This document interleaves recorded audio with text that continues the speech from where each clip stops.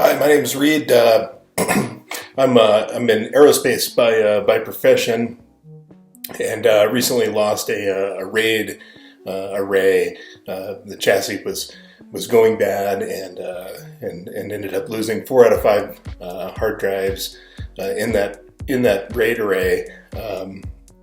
After doing a little bit of research, I chose Secure Data Recovery Services to try and recover these drives, and there was lots of different stuff on them, but maybe 20 terabytes worth of stuff. But really, I just wanted family pictures and family videos off of it.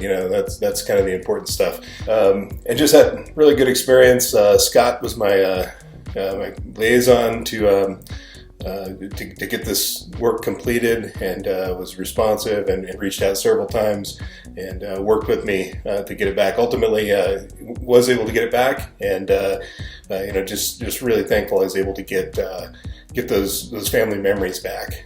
I think we recovered 95% of it, which included everything I really wanted off there. So just a great experience, and recommend it to anybody. So give it a shot if you've lost data.